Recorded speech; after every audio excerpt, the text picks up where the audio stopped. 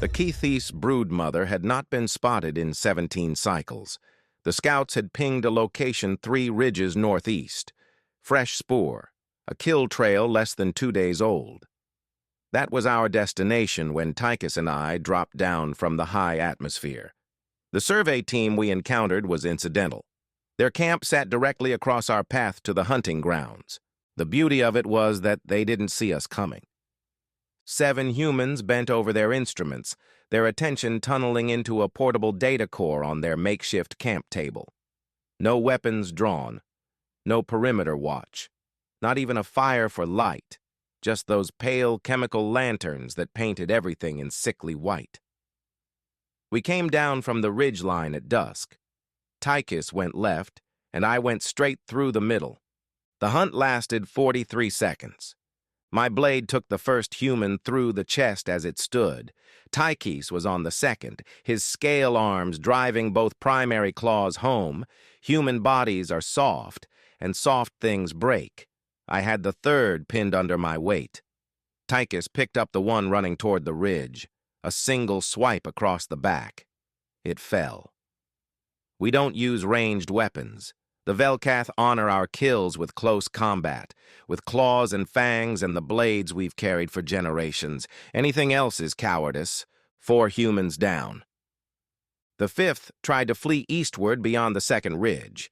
By the time we organized to pursue, it had maybe 2 minutes head start. We tracked it to a rocky gully about half a kilometer out. The blood trail was unmistakable. "It's wounded," Tychis said, his breathing still sharp with the exertion of fresh kills. "Badly. Look at this blood pattern." Deep red trails across stone. The human had been cut across the ribs and upper leg. It wasn't going far. It would collapse within the hour, probably less. The night was dropping fast, and it had no shelter, no heat source, no technology I could see. In the darkness, injured, on an alien world, it was already dead. We just had to wait for confirmation. "We strip the camp and move on," I said. "We have a hunt to maintain. The wound will finish it." This was the important part. We didn't circle back to wait. We didn't make a secondary camp. We did what we came to do. We took what was valuable, the data core, the tools, the chemical supplies. Tychis found rations and stuffed them into his carry pack. Then we covered our tracks professionally and turned northeast toward the Keithese spoor. The human didn't make it back, we thought.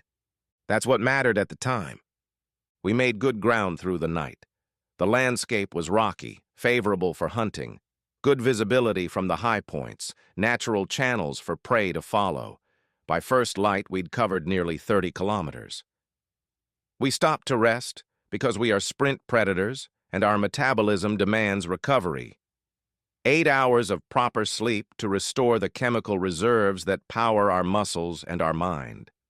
That's the architecture of an ambush predator. Tychis took the first watch. He picked up movement on the edge sensors at 0347 hours, when I was still in deep sleep. At first, he thought it was a native predator. But the thermal signature was wrong. Bipedal, the right size, the right heat bloom. "The human," he said over our shared comms. "It's still out there. Still moving." I stirred awake, but without urgency. A wounded biped crossing open ground toward our position? It would intersect our camp in maybe 4 hours. By that time, it would likely have collapsed. We'd finish it properly then, if it still had the energy to warrant the effort. "Keep monitoring," I said. "Don't break camp yet. Let it come." But the human never made it to us. At 0650, Tychis reported it had stopped about 2 kilometers out. The thermal signature had gone static. It wasn't moving. "Wound got it," I said, satisfied. We rested another 3 hours. Then we packed the camp methodically, checked our weapons, and resumed the northeast vector toward the Keithese hunting grounds. The human's thermal signature never moved. We thought nothing more of it. That was the mistake, not leaving, but thinking we had left something behind that mattered. We were following fresh kill sign by midday. The Keithese had taken something large, native fauna, predator class.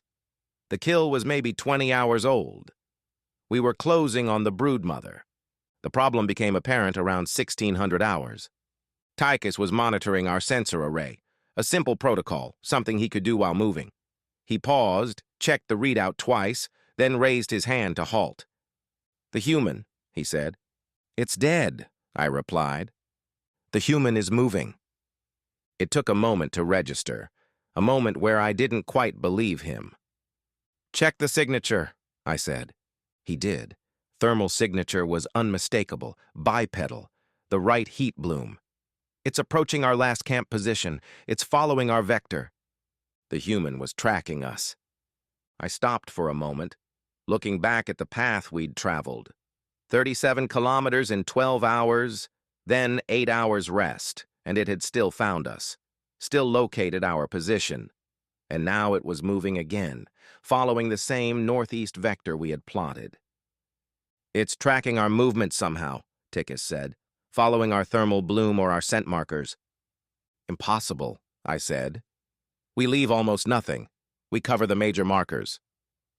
"And yet," Tychis replied, "this wasn't a major problem. It was an annoyance.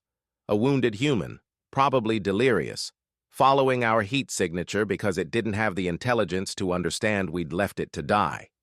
It would collapse within the next cycle. The Kethis broodmother was our concern." "We continue," I said. "It's not a threat. It's not even a distraction. It's a background observation." We continued northeast. The human followed. By the evening of the second day, it was no longer a background observation. The human was moving at an impossible pace. Not the staggering, desperate movement of the wounded, not the erratic pattern of something delirious. A steady, measured, methodical walk of approximately 1.2 kilometers per hour. Consistent, unwavering. "It should be dead," Tychis said flatly, studying the data on our display. "Look at the blood loss calculation. Look at the wound progression. By our math, it should have bled out or collapsed into septic shock. It's not dead." "The human physiology is different from ours," I said, pulling the survey team's records from the data core. Human blood chemistry was more efficient than ours at oxygen carrying. Human cardiovascular systems were built for endurance, not peak output. A Velcath with this injury would be unconscious. A human could apparently just keep walking. "It's following us," Tychis said, "and it's not slowing." We had covered another 22 kilometers that day. The human had covered only 18, but it had maintained that pace without rest, or rather with only minimal stops. It was closing the gap. "We can push harder tomorrow," Tychis said. "Put distance between us. We'll lose it." "And lose the hunt," I said. "No." "The human is irrelevant," I said. "It's a wounded animal following a heat source. When it collapses, it collapses. We have a broodmother to track." But that night, neither of us slept well. Tychis kept checking the sensors and talking about going back to kill it. It would take him an hour, tops. He was faster, bigger, armed with claws and blades. I kept refusing. I kept thinking about the data in the survey team's records. Humans evolved on a world with apex predators. Apex predators that hunted by stamina rather than speed. Humans were built for persistence hunts. On the third day, we made a deliberate decision. We would move faster, not because of the human, but because the Kethis had been stationary for too long. A broodmother at rest was vulnerable. We pushed our sprint capacity, covering 40 kilometers by the afternoon despite the need for a rest cycle. The human dropped back to nearly 30 kilometers behind us. We thought we'd lost it. At 1900 hours, Tychis reported movement. The human had resumed pursuit. It was no longer following our trail through the landscape. It was locked onto our thermal vector and simply moving in that direction, adjusting course as we adjusted. It was hunting us, not attacking, not trying to close distance, just following, relentlessly. "This ends," Tychis said, his voice tight. "I'll go back and kill it now while I still have energy. An hour, tops. I'll set up an ambush at the canyon system, finish it, and then I'll catch up to you. You maintain the northeast vector. I understood the logic. The human was becoming a distraction, a splinter in our focus. But something in my mind was resisting the solution. A human that had survived this long despite wounds that should have been fatal. A human that moved with purpose rather than desperation. "No," I said. "Why?" Tychus's voice was sharp. "I'm apex predator. It's a wounded biped. One of me can end it in minutes." "Because I want to know what it's doing," I said. Tychus looked at me like I'd suggested abandoning honor itself. "It's not trying to kill us," I said slowly. "If it wanted to attack, it would have done so when we were resting. It would have tried an ambush. But it's not. It's just following, and I want to understand why." "It's delirious," Tychus said. "No, look at the pattern. Look at how it adjusts course when we shift direction. Look at the calculated pace. This is not a delusional animal. This is something intelligent." Tychus let out a sound that was half frustration, half something else, something younger hunters make when experience tries to constrain their certainty. "I can take it, Karesh. I'm fast enough. I'm strong enough. Just let me go." I made the call. "We continue. We maintain the hunt. If it's still following us by tomorrow, then we reconsider." The human was still following by tomorrow. By the evening, Tychus was pacing. By the next morning, he was beyond patience. "I'm going back," he said. "I'm not asking. You continue the hunt if you want. I'm finishing this." We'd made camp in a wide canyon system about half a kilometer off our northeast vector. It was good territory, high ground, defensible, clear sight lines. The Kithis broodmother was close. I could feel it. Maybe another day's travel. "Tychis." "You're a senior hunter, Karesh, and you think like one. You think 3 steps ahead. But sometimes things need to be ended." He was already checking his claws, his blade. "A wounded animal following us is a sign of weakness, not intelligence. If I don't go back, we'll never sleep again. You know I'm right." He was right, or partly right. The human was a distraction. It was closing distance on us, cycle by cycle, wearing us down not through aggression but through persistence. And Tychus had youth and speed and confidence. An hour, probably. He'd set an ambush at narrow ground, let the human come to him, end it clean.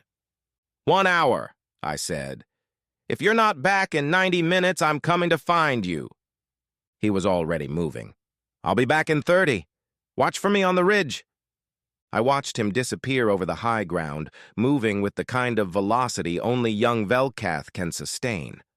Confident, fast, absolutely certain of what came next. I should have been more certain he was wrong. Tychus's vitals appeared on my monitor at T plus 22 minutes. Heart rate elevated, normal for exertion. Respiration accelerated but steady, all the signs of a hunter closing on prey. Then they started to fluctuate. T plus 24 minutes, blood pressure spiking, not injury yet, combat, hand to hand. But that was supposed to be over in seconds. Tychus was faster. T plus 26 minutes. The readout started showing irregular data. Signal degradation, maybe. Or the final readout came at T plus 27 minutes, and it was flat. I was moving before I'd processed what the flat line meant, before I'd truly understood what it translated to. One of the last Velkath I would hunt with.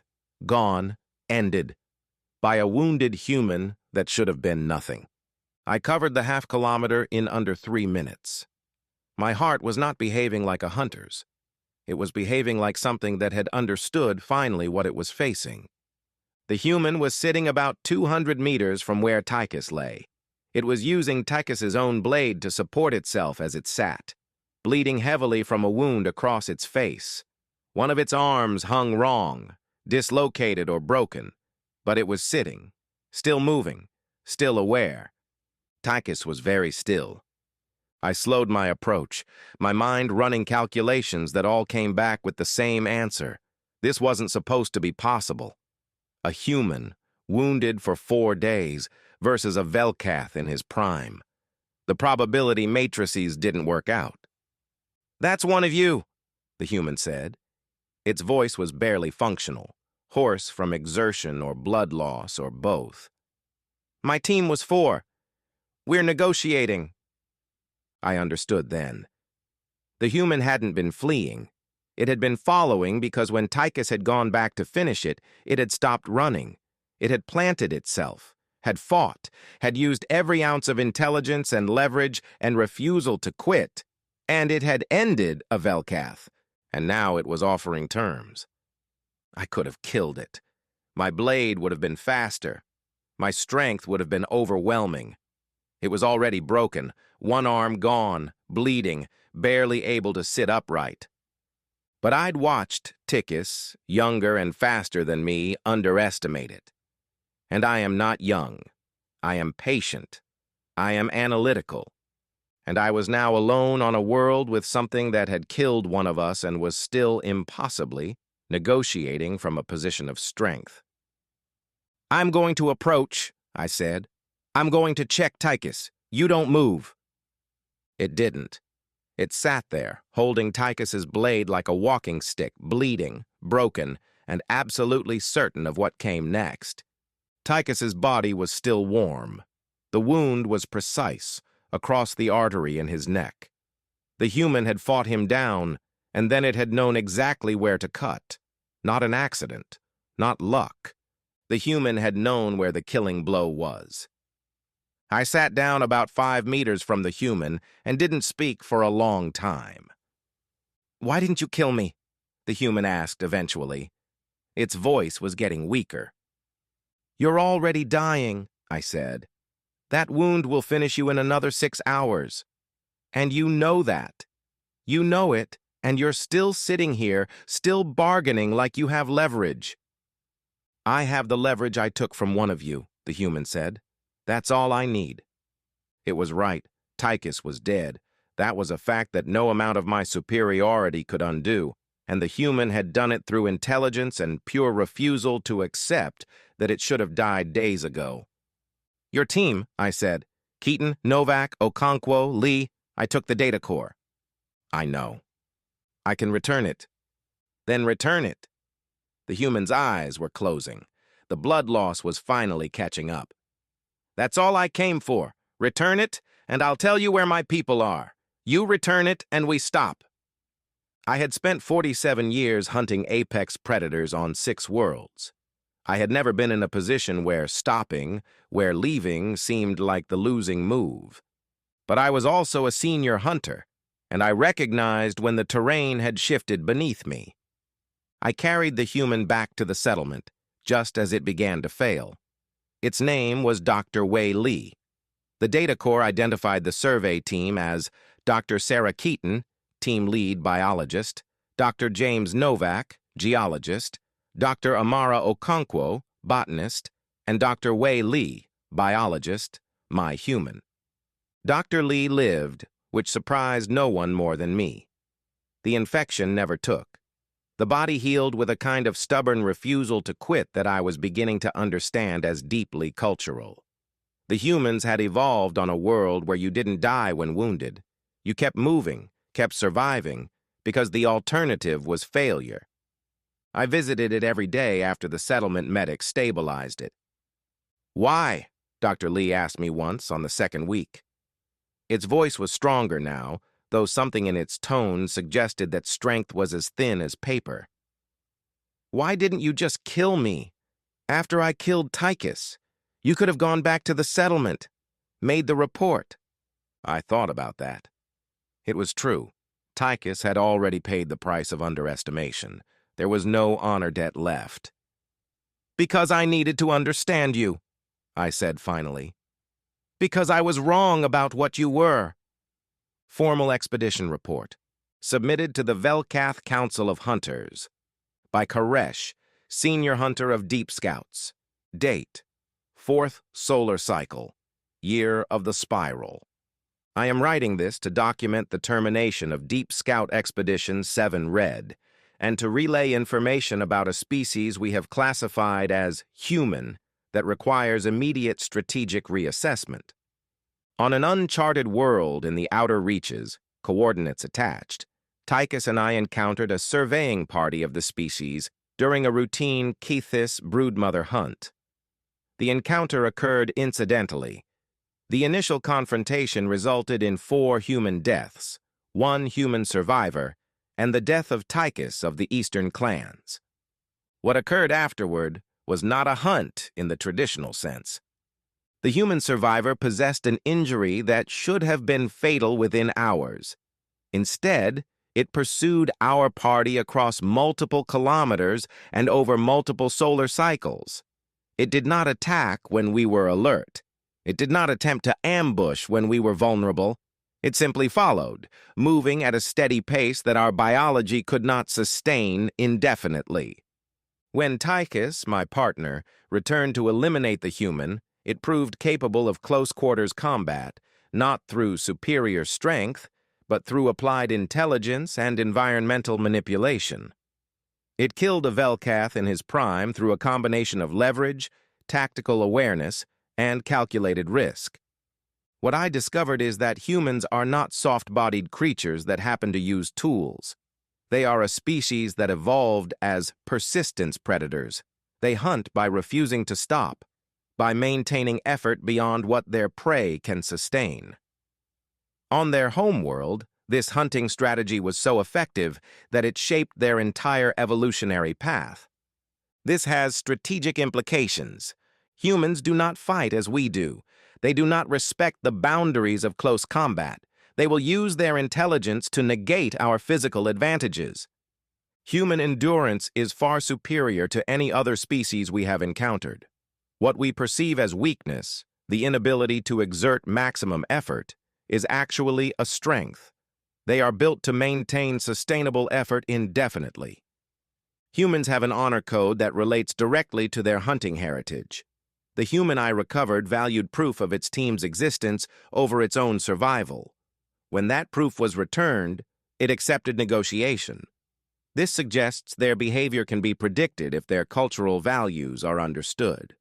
A single human, severely injured, proved capable of killing a trained Velkath hunter. 2 humans would be significantly more dangerous. A team of humans would be nearly impossible to eliminate without ranged support or numerical overwhelming force.